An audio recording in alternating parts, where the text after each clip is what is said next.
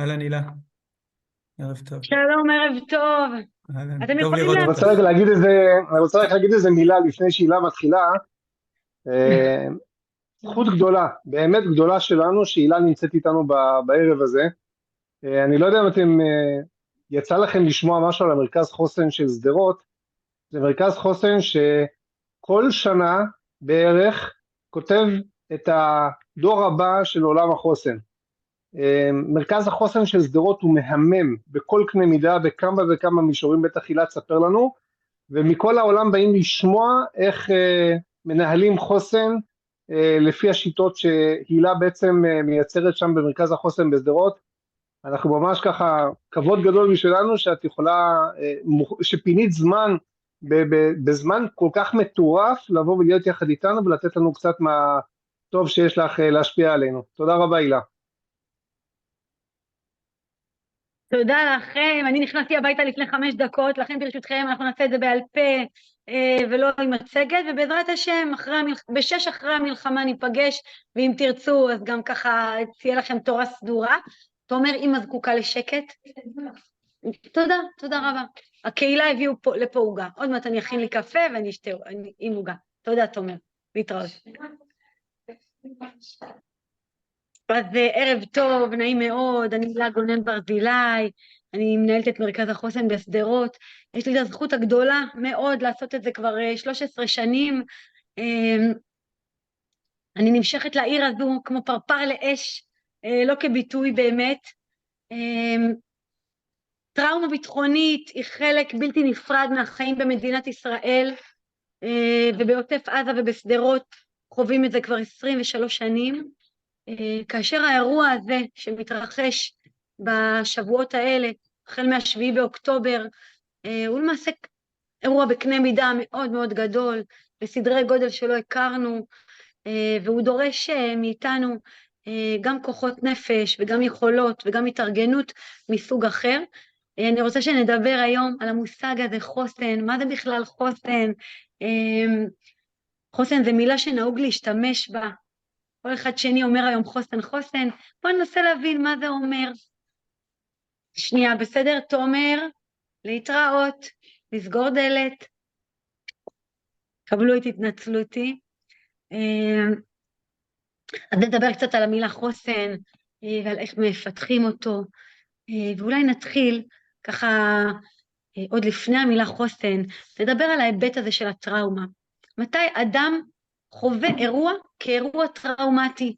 הרי יש כל כך הרבה אנשים שיכולים להיות באותו אירוע בדיוק, חלקם יחוו את זה כאירוע טראומטי והתקשו לתפקד ולקום ממנו, לעומת אחרים שיגיבו בסדר גמור וזה לא ישפיע עליהם. אירוע טראומטי זה מצב של סיכון קיומי, מין חוויה פנימית, סובייקטיבית לגמרי, שהאדם מרגיש שהוא בסכנת חיים, שאין לו משאבים להתמודד עם האירוע הזה, ושיש גם מרכיב של חוסר אונים. על חוסר האונים נדבר בהמשך, שנדבר על מה עוזר בזמן שקשה. מה זה משאבים? משאבים זו מילת מפתח בעולם החוסן. יש לנו 2 סוגים של משאבים. אגב, לא אמרתי, אבל אתם לא חייבים להיות על מיוט, אתם יכולים ממש לשתף ולחלוק איתי ולדבר, בסדר? ממש חופשי לגמרי, זה לא הרצאה מפסגת האוניברסיטה. אני ככה בזרימה ובטבעיות משתפת אתכם בניסיון, בידע שנצבר לאורך השנים. אז מה זה משאבים? נשמע אתכם. אתם על מיוט או שאתם... משאבים זה חברה, זה משפחה, זה תכונות אישיותיות, איך נרגעים, מה עושה לנו טוב, זה בשביל לדעת, זה מודעות עצמית. מעולה, מעולה. ההון נכון. האנושי. ההון האנושי, מצוין. משאבים, יש לנו בעצם 2 סוגים של משאבים. יש לנו משאבים פנימיים, שזה כל מה שיש בתוכנו. כמו שאמרתם, תכונות אופי שמקדמות חוסן, מיומנויות שרכשנו, ידע, ניסיון. זה הכוחות שיש בתוכנו, המשאבים הפנימיים. משאבים חיצוניים, זה כל מה שאנחנו נעזרים בו בזמן שקשה לנו. בני זוג, קהילה, חברי צוות, משפחה בוודאי. זה הסוגים של המשאבים. אדם חווה לחץ או חווה אירוע כאירוע משברי, כאשר הוא מרגיש שאין לו מספיק משאבים להתמודד עם המצב. כי אם אדם נתקל באירוע קשה ככל שיהיה, אבל הוא מרגיש שיש לו את המשאבים להתמודד עם זה, הוא לא יחווה את זה כאירוע טראומטי. כאשר יש לנו פער בין המשאבים לבין כמות האירועים, הגודל, העוצמה שלהם, העומסים, אז אדם יחווה מצוקה. מה אדם זקוק בזמן של משבר? רגע, לפני אני אגיד שמכיוון שלמצב חירום צריך להגיע עם שק משאבים מלא, כן? ולא עם משאבים מדולדלים, ולא עייפים, כי בדרך כלל המשבר תופס אותנו כשאנחנו עייפים ובלי כוחות, כי אם אנחנו עם כוחות, אז זה לא יהיה משבר, זה יהיה אתגר, זה יהיה קושי, קשה, אבל אפשרי. כאשר משהו קורה ומטלטל את חיינו, זה סימן שמשהו באמונה שלנו, ביכולת, או בסך המשאבים שלנו, המשאבים מדלדלים, אנחנו מרגישים שאין לנו את המסוגלות, ולכן המשימה שלנו זה להגיע למצב משבר מוכנים מבחינת הכוח הפנימי שיש בנו, היכולות שיש בנו, המיומנויות שיש בנו. זה הסיפור. כמו שאנחנו לא רצים מרתון בלי להתאמן קודם, מומלץ שלא להגיע למשברים, והקטע של משברים שאנחנו לא יודעים אף פעם מתי הם יגיעו, נכון? זה העניין, שהם מגיעים, הם שוברים רצף, הם מפתיעים אותנו. צריך למלא כל הזמן את שק המשאבים שלנו, להגיע מוכנים לדבר הזה, לא להגיע עייפים ולא להגיע מותשים ולא להגיע חסרי כוחות. בואו ננסה רגע להבין מה זקוק אדם בזמן של משבר. בעצם אדם זקוק ל4 דברים מרכזיים. אתם רוצים לשתף מה אתם חושבים שהאדם זקוק? מהניסיון שלכם בעבודה עם משפחות? הקשבה, מישהו שיקשיב לו. אוקיי, יופי. שיקשיב לו ויכיל את המשבר שלו. מעולה, תודה. עוד. אכפתיות, חיבוק. אוקיי, אנחנו יכולים לחבר את זה, נכון? מישהו שיקשיב, מישהו שידאג ושיהיה לו אכפת ממני, כן? זה אותו דבר? שלא יהיה שיפוט. שומעים אותך כפול? אמונה מהמצב. מעולה. אני אומרת שלא יהיה שיפוט, הקשבה ללא שיפוטיות. ללא שיפוטיות, אוקיי, להיות איתו במקום שבו הוא נמצא, בלי לשפוט אותו על התגובות שלו, אוקיי, בסדר. אז יש בעצם 4 דברים מרכזיים שהאדם זקוק בזמן משבר.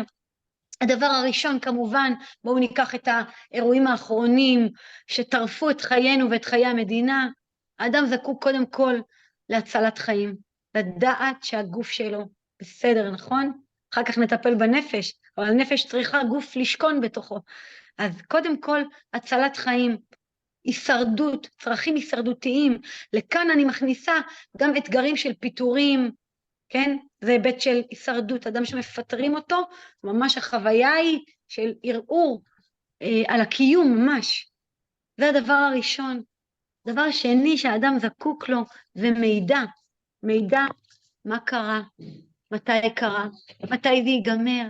המוח שלנו מאוד מאוד קשה לו עם אי-ודאות. הוא זקוק למידע כדי להיות רגוע. כשיש אי-ודאות, שהמוח שלנו מזהה אי-ודאות, הוא חווה את זה כאיום, ממש איום. וכשהמוח שלנו חווה איום, מה הוא עושה? מה הוא מתחיל לשדר לגוף שלנו? לחץ, נכון? לחץ, נכון. ולכן, כשהאדם נמצא במשבר, אחד הדברים המרכזיים שהוא זקוק להם, זה מידע. לא סתם כשאנחנו נוסעים בכביש, ובצד הנגדי או מימיננו, בצד השני, יש תאונת דרכים, אבל הפקק הוא אצלנו. למה? למה אנשים מאטים? אנשים עוצרים ולהסתכל, רוצים לדעת מה קרה. נכון, אנשים רוצים לדעת מה קרה. מה קרה? מה קרה? ספרו מה קרה. המוח שלנו זקוק למידע. אז זה נורא חשוב לדעת, כשאנחנו עוזרים לאנשים, לתת להם מידע ברור, קוהרנטי. אנחנו נדבר על זה בהמשך, גם בעיקר על ילדים, ועל איך אנחנו מדברים עם ילדים על אירוע משברי, אוקיי? אבל מידע זה מרכיב קריטי. אז דיברנו על הישרדות והצלת חיים, ודיברנו על מידע. הדבר השלישי שהאדם זקוק לו, ואתם אמרתם את זה קודם, זה מערכת של תמיכה.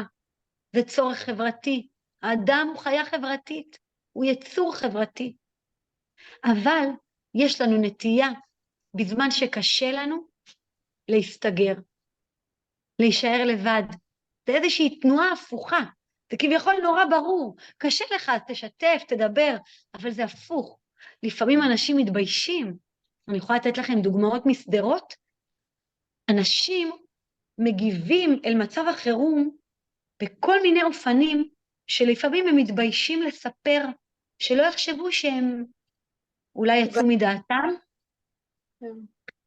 שיש סימפטומים שלא נעים לדבר עליהם, שילד בן 12 מרטיב, זה לא נעים לספר על הילד שלי שבן גיל 12 מרטיב, בגלל שהוא פוחד. זה לא נעים לספר שלאישה יש סיוטים בלילה והיא צועקת, כן? זה לא נעים לספר שהגבר מקריח כתוצאה מהסטרס, אוקיי? אז יש נטייה לאנשים להסתגר ולהישאר לבד, והמסר הוא, בדידות מחריפה את המצוקה. אנשים בסיכון זה אנשים עריריים, אנשים שאין להם מערכות של תמיכה. כמה זה חשוב לחלוק, לשתף, לא להישאר לבד, כן? אומרים חכמינו, דאגה בלב איש ישיחנה, תשוחח. עצם זה ששיתפתי מישהו, והנחתי אצלו את הכאב, את הדאגה, כבר קל יותר. הורדתי איזשהו מסע מעליי. אז זו מיומנות שצריך לפתח אותה, לטפח מערכות של קשרים, שיעמדו לרשותי בימים של שגרה, ויעמדו לרשותי גם בימים של חירום. זה משהו שצריך לפתח אותו, צריך להשקיע במערכות יחסים. אני טוענת שהנכס הגדול ביותר שאדם יכול לצבור בחייו, זה חברים. הנכס הגדול ביותר. לא בתים ולא מכוניות ולא נדל"ן, חברים, קהילה, צוות, מישהו לרוץ איתו. יש לזה ערך מאוד מאוד גדול. והדבר הרביעי, האדם זקוק לתחושה של שליטה. זוכרים את המוח שלנו? שמאוד מאוד לא אוהב כשיש אי ודאות? המוח שלנו אוהב תחושה של שליטה, שהוא יודע מה קרה היום ומה יקרה מחר. וכשנכנס איזשהו אירוע לא צפוי, הוא מתחיל להילחץ.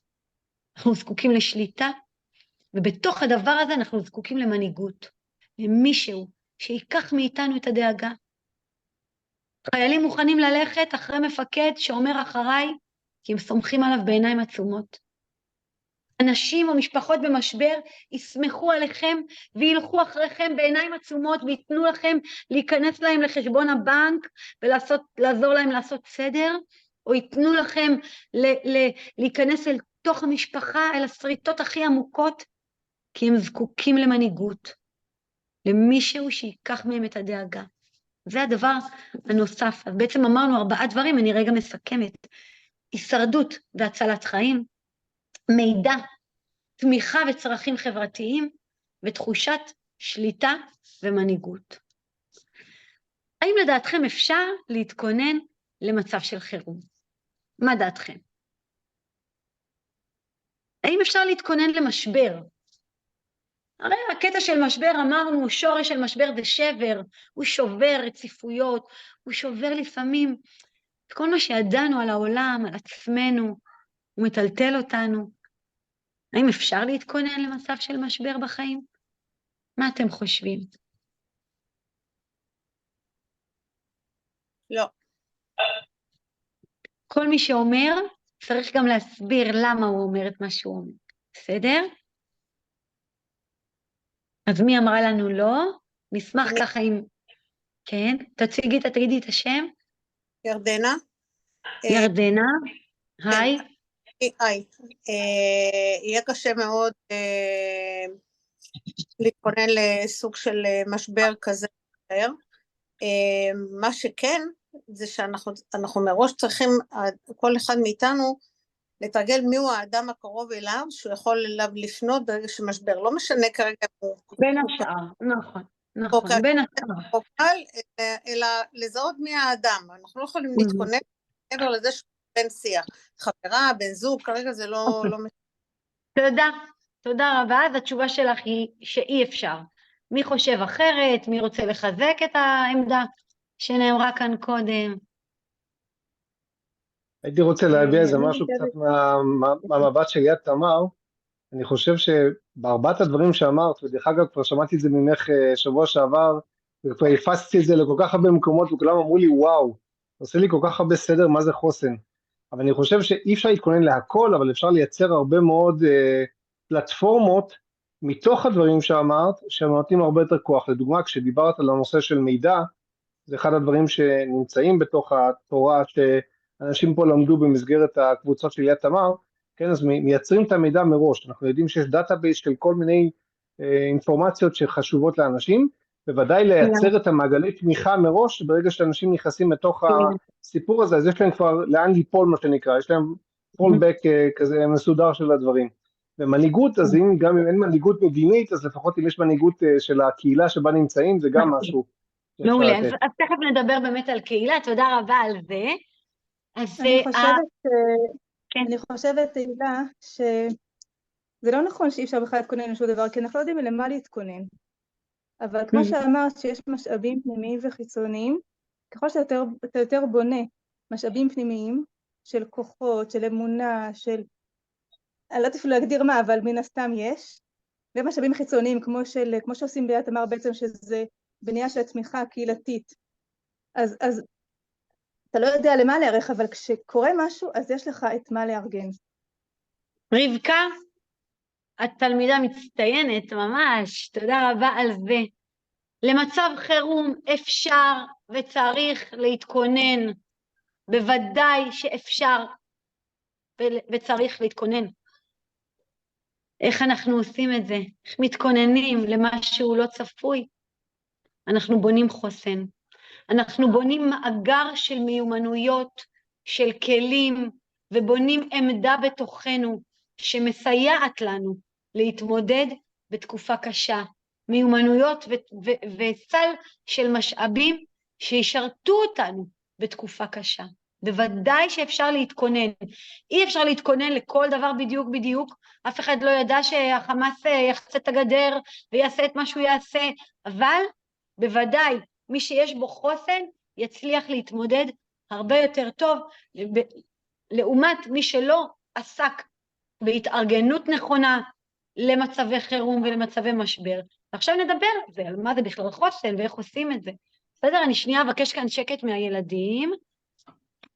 נווה בבקשה, תניחו לזה, אחר כך תסדרו, אני צריכה שקט, בסדר? תומר? זה לא כל כך, זה מפריע לי, אני לא מתרכזת ככה. לא הכל טוב.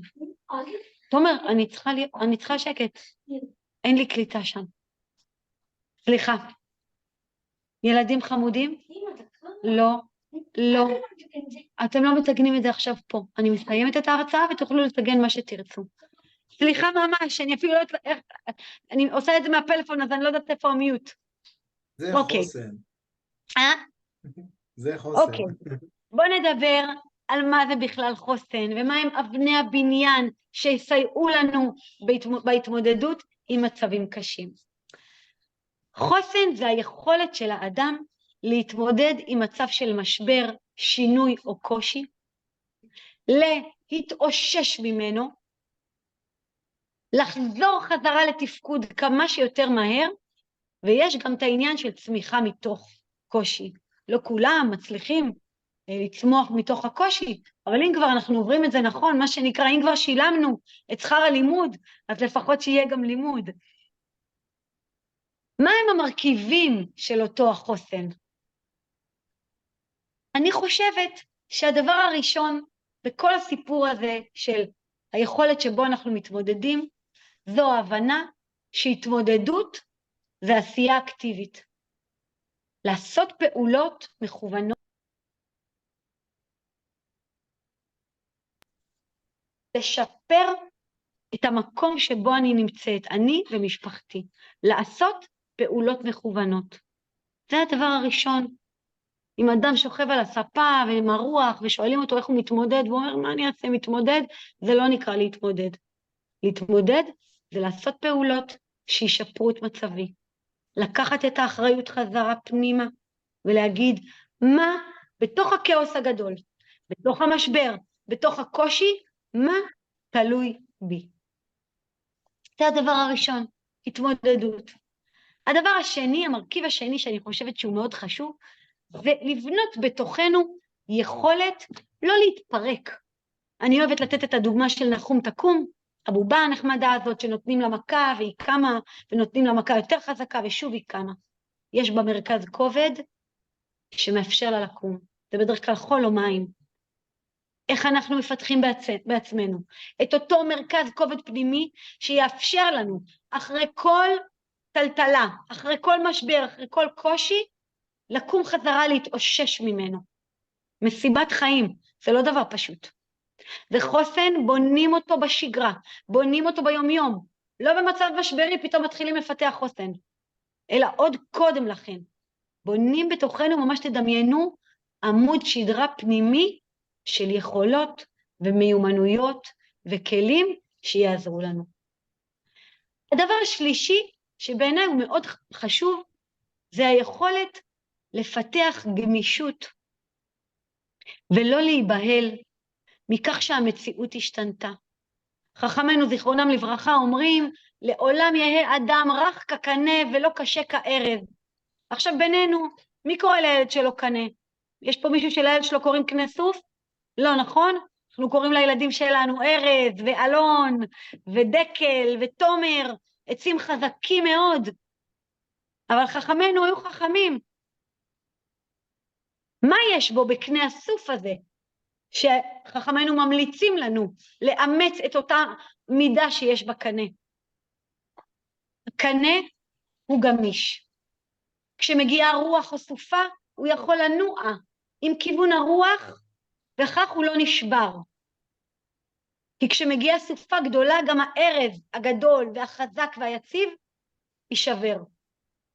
גם אנחנו צריכים לפתח בעצמנו את המידה של הגמישות בנפש, ולהיות מסוגלים להגיד לעצמנו, המציאות עכשיו השתנתה, מה אני צריך לעשות אחרת?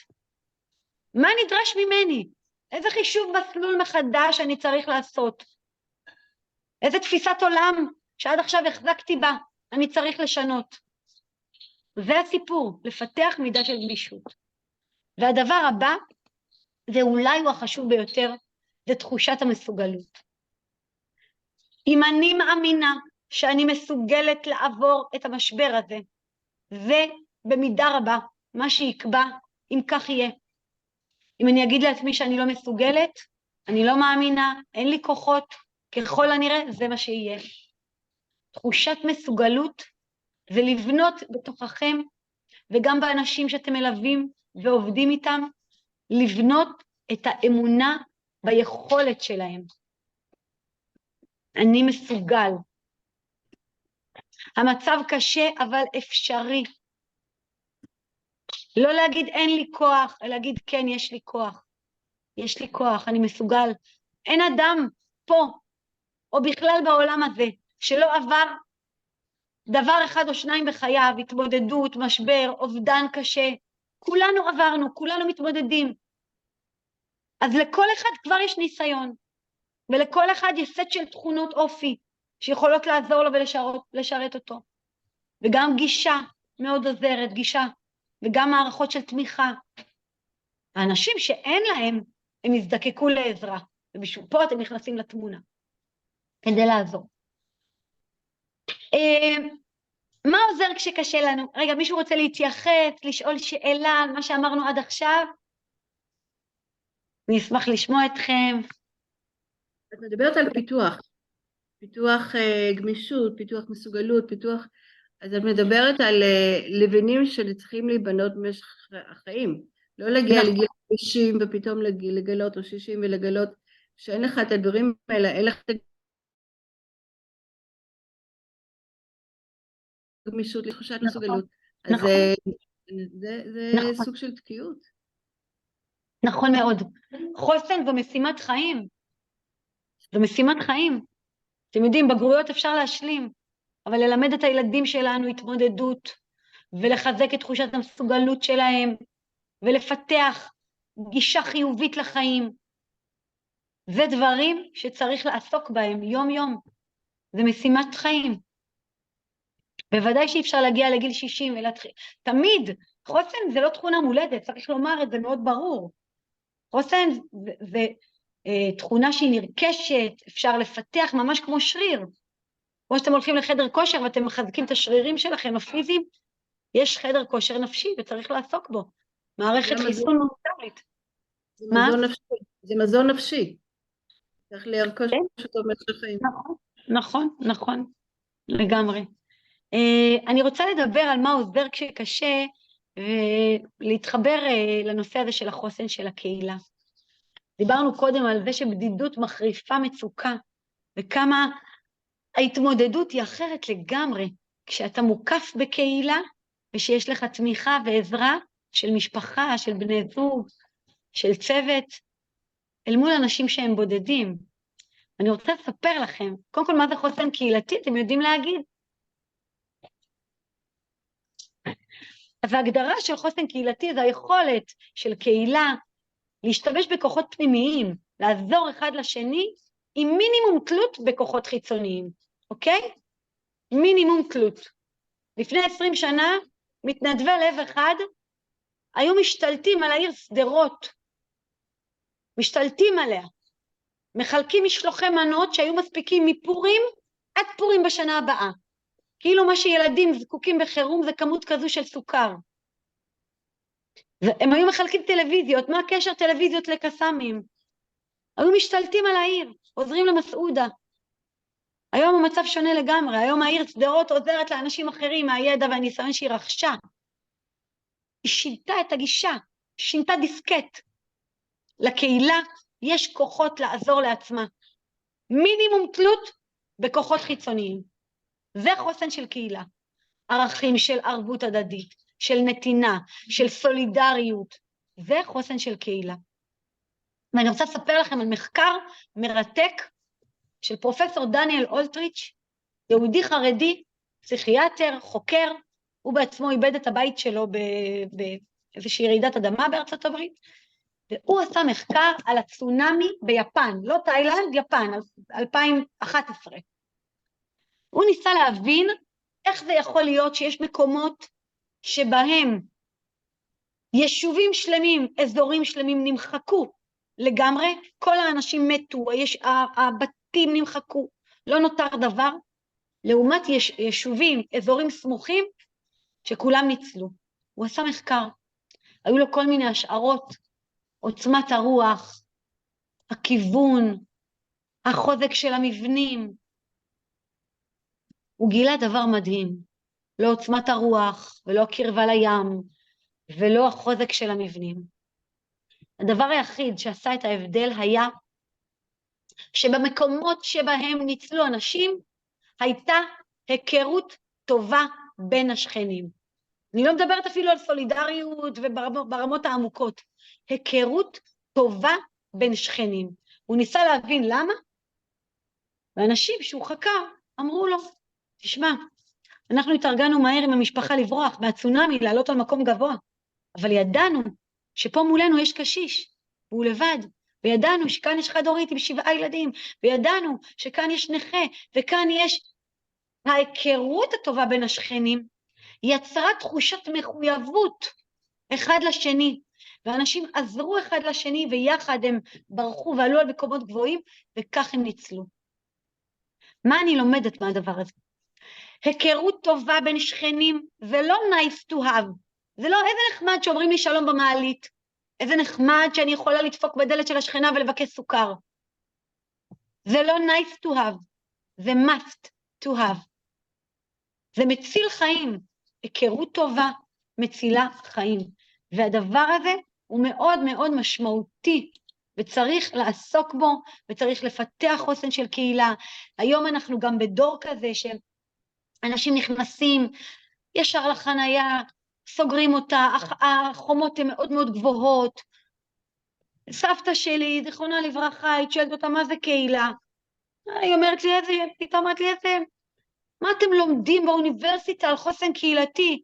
זה היו החיים שלהם, חוסן של קהילה. האם היא אי פעם העלתה על דעתה להכין עוגיות ולא לשלוח לשכנה? האם היא העלתה על דעתה להכין קוסקוס ולא לשלוח לילד של השכנה השנייה שהיא יודעת שהוא אוהב את הקוסקוס שלה? וכשאנשים היה להם חם בבית, לא היו מזגנים, מה עושים?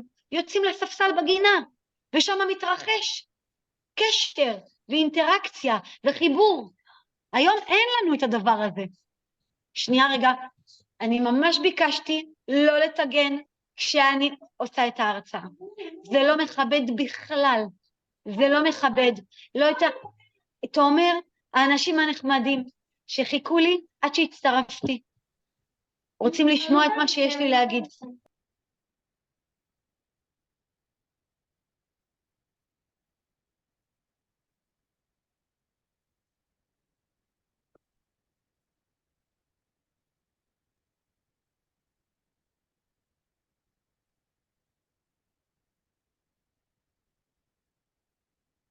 לא שומעים אותך.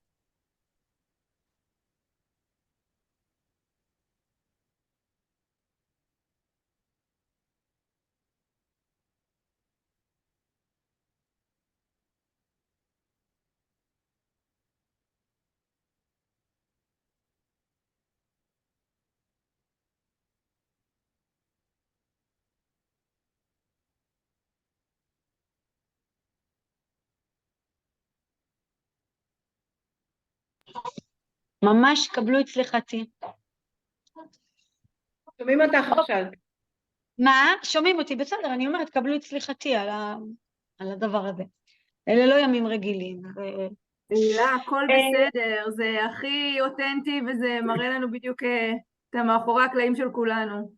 תודה לך. אוקיי, אנחנו ממשיכים. היכרות טובה בין שכנים, יוצרת חוסן, מצילה חיים, מחזקת את יכולת ההתמודדות של האדם. כמה זה חשוב שנפתח את הדבר הזה בסביבה שבה אנחנו גרים. ופה המרכיב הזה של התנדבות ומעורבות ולקיחת אחריות, זה נכנס פה מאוד מאוד חזק. כשמחקרים מדברים על חוסן של קהילה, אחד הפרמטרים שמדברים עליהם, ושבודקים אותם בתוך קהילה, זה כמות המתנדבים שיש בתוך הקהילה. ככל שהיקף המתנדבים הוא נרחב יותר, זה מעיד על החוסן של הקהילה, על היכולת שלה להתמודד בצורה טובה עם משבר.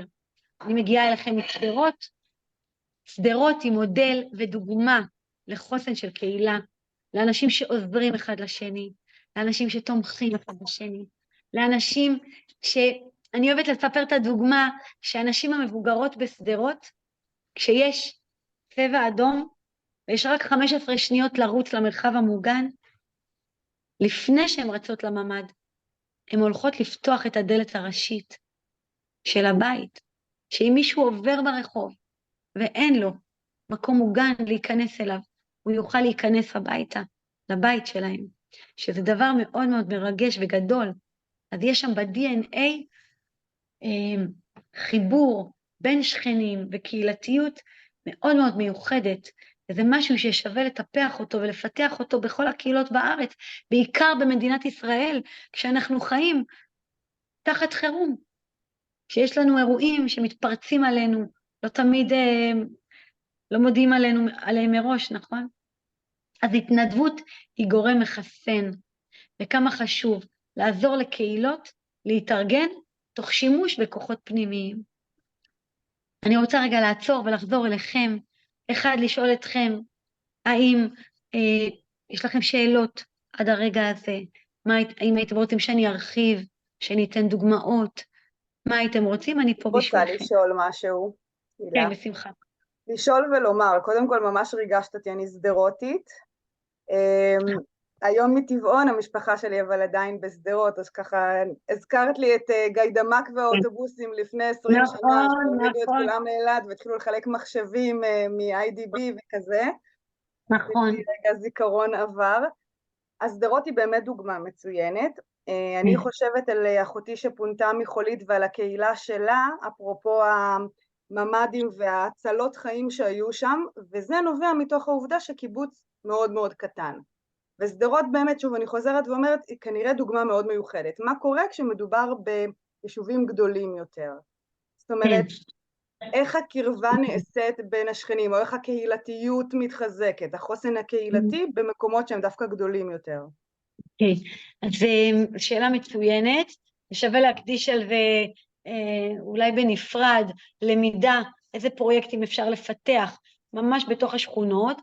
לנו יש פרויקטים שבעצם מעודדים אנשים בתוך בניינים להיות רכזים, רכזים זה כמובן בהתנדבות, זה לא בתשלום, שהם אחראים על הבניין, הם עושים פעולות בהדרכה שלנו ובליווי וכו', הם עושים פעולות שקודם כל יוצרות את התשתית להיכרות טובה בין שכנים.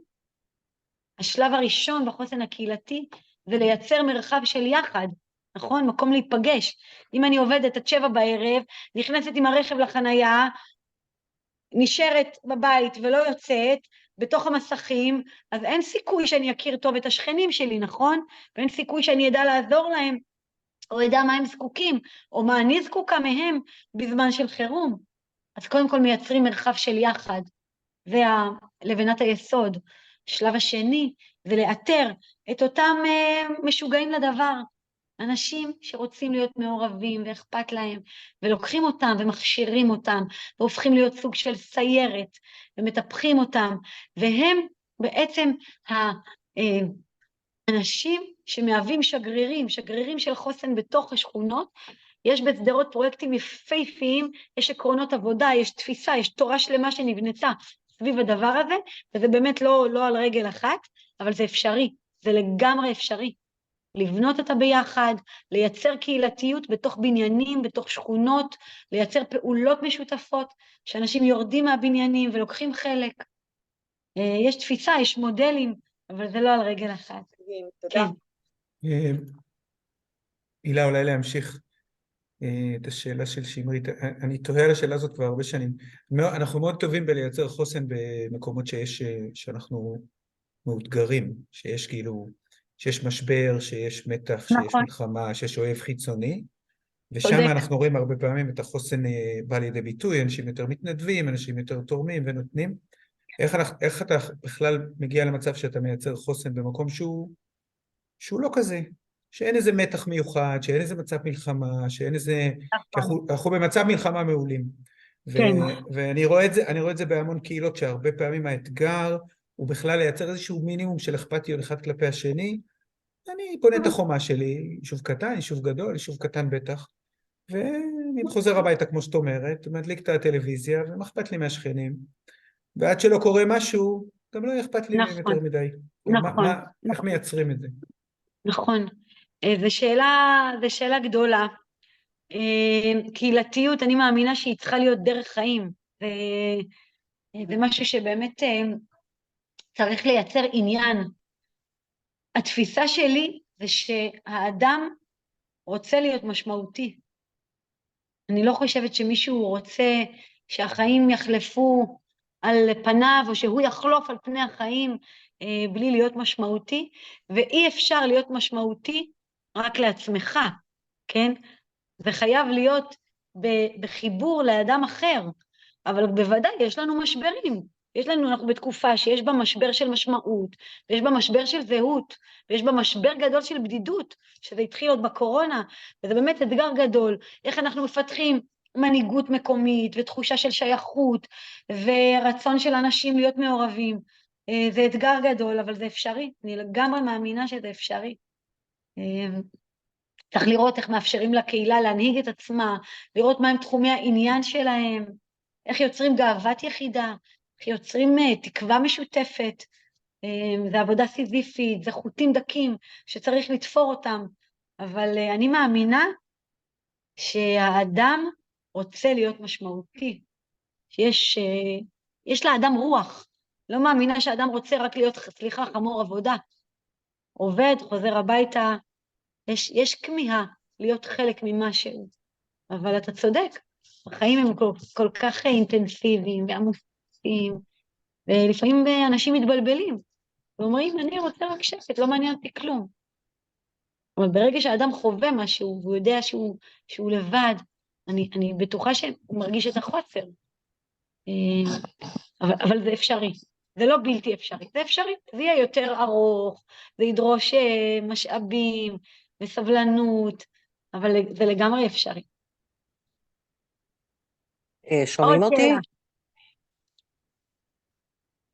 שומעים אותי? אני אתן דוגמה אולי עד שנשמע אותך, שומעים אותך. מי זה? זה אני דבורה מתללים, אפשר שאלה? אני דבורה. כן, בטח. אני מתללים שברמת הנגב, אנחנו קיבוץ עם 120 משפחות, עד עכשיו לא היה שום, כאילו, אני לא אגיד שלא היה שום חוסן, אבל בוא נגיד שאנחנו כרגע נמצאים במקום שאנחנו לא יודעים, כי לא התכוננו, איך באמת ניגשים לאנשים האלה ברגע הזה, שלא התכוננו. לא יודעת אם אני מסבירה את עצמי נכון. מה הכוונה? לא יודעים איך ניגשים לאנשים. נכון. האם זה נכון לפנות לכאלה אנשים שאנחנו יודעים ולא ידברו, כי לא מספיק סומכים, כי לא עשינו עבודה עד עכשיו, או שצריך לחכות שהם יפנו אלינו, עכשיו שאנחנו צוות שעובד בגלל המלחמה, ואני מאוד מקווה שנמשיך. אני מבינה, אני חדשה בקבוצה הזאת, אז אני מבינה שאתם כבר עברתם איזשהו תהליך,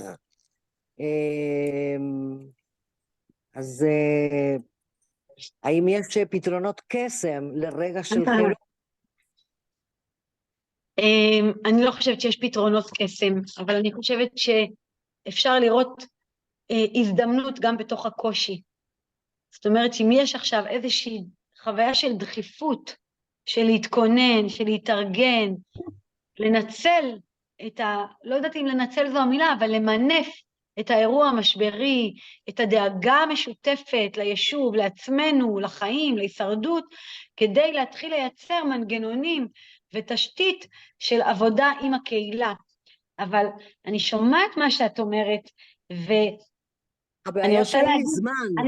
אני רוצה להגיד שאמון זה הבסיס, אם אין אמון אין כלום, אבל אמון אפשר ליצור, לאט לאט, ואף פעם, איך קוראים לך? סליחה רגע, אני לא רואה את דבורה. דבורה?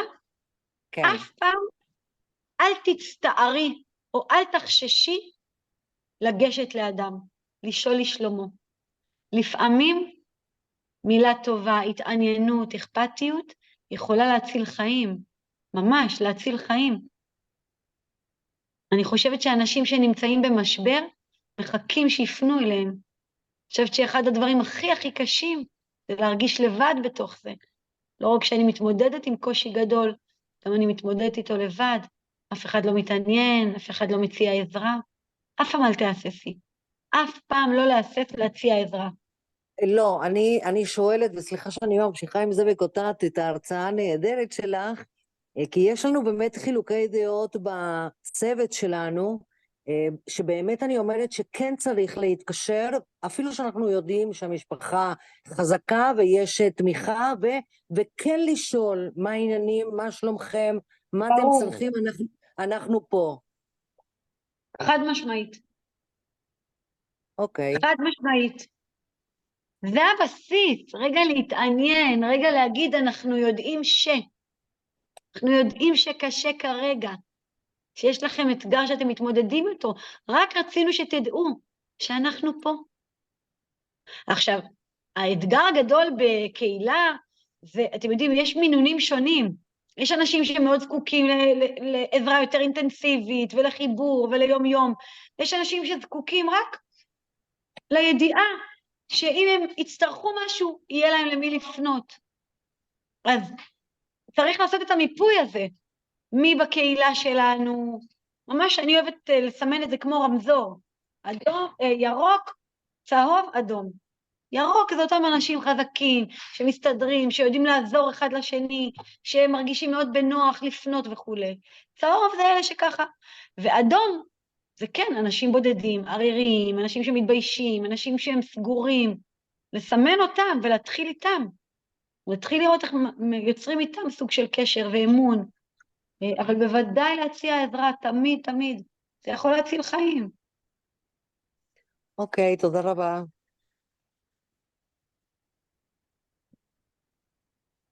איך אנחנו עם הזמן, ברשותכם? אוריאל? אני רוצה, כן, אנחנו בדיוק סיימנו, זה השעה 10, אני רוצה להגיד לך שהתגובות שאני מקבל פה מאחורי הקלעים זה פשוט וואו. הילה, וואו. אנחנו ממש ממש מודים לך, נתת לנו כלים נפלאים להמשך הדרך. אשרינו שזכינו לזה שאת הגעת לערב הזה, למפגש הזה. אנחנו מבינים שאנחנו צריכים לבנות עוד ועוד כלים של חוסן. ואיך אומרים, מוטב היום, כמה שיותר לספוג את זה, לקבל את זה, להפנים את זה, להכניס את זה פנימה לתוך המערכות הפרטיות, משפחתיות והקהילתיות שלנו. אנחנו נמשיך ונפעל בכיוון הזה. הילה, תודה רבה לך, אנחנו מעריכים אותך מאוד. תודה שהזמנתם אותי, תודה. הילה, אפשר לקבל את הדברים האלה כתוב? יש לנו הקלטה של ההרצאה הזאת. זה שעליתי בכלל לזום הזה, זה נס גדול. זהו. אני לא חוזרת הביתה לפני 12:01, וזה ככה... רגע, אפשר לקבל את זה נשלח לכולם. אני בזמן מלחמה, ובסדר, תסלחו לי, אנחנו... לא נורא, את הקשר איתכם, אחרי המלחמה ניפגש ובאהבה גדולה, אוריאל יודע, אני כאן, הייתה הרצאה נפלאה. תודה רבה. תודה רבה. תודה, נתת לנו הרבה כוח. תודה תודה רבה. לכם, תודה. להתראות, בתפילה לימים טובים ושקטים, להתראות. יאללה, תני לילד שלך אפילו לטגן, הגיע הזמן. נתן לו לטגן, בדיוק. יאללה. להתראות, ביי ביי. תודה רבה. כל טוב. כן, חלק כבר ירדו, אבל אני רוצה להגיד קודם כל לכם תודה רבה. ממש שבאתם, זה לא מובן מאליו שפיניתם את הזמן, כולנו בתוך הטירוף הזה. צר לי שלא הספקנו לשמוע את כולם, כי זה היה לנו מאוד חשוב, אבל הזמן ככה, אני שמח שנתנו כמה שיותר מקום להילה, כי נראה לי שזה היה ממש חשוב לכולנו. אנחנו נעשה עוד מפגשים, אנחנו רוצים לעשות עוד, וזה רק התחלה של משהו שאנחנו רוצים לפתח אותו, בטח לשמוע מכם יותר, ולשתף ולעבוד ביחד, וללמוד אחד מהשני, ולהוסיף לכם כלים נוספים שאנחנו מפתחים בימים האלה. כן חשוב לנו להמשיך להיות איתכם בקשר, וכמובן אנחנו פה בשביל כל מה שצריך. אתם יודעים, ואני יודע שחלקכם פונים, ומי שלא פונה אז כמובן מוזמן תמיד, תמיד, תמיד, בכל דבר שצריך. אנחנו בטוחים שאתם עושים עבודה מדהימה, וזהו, ותודה רבה. תודה לכם. ביי, שבת שלום. תודה. תודה רבה, שבת שלום.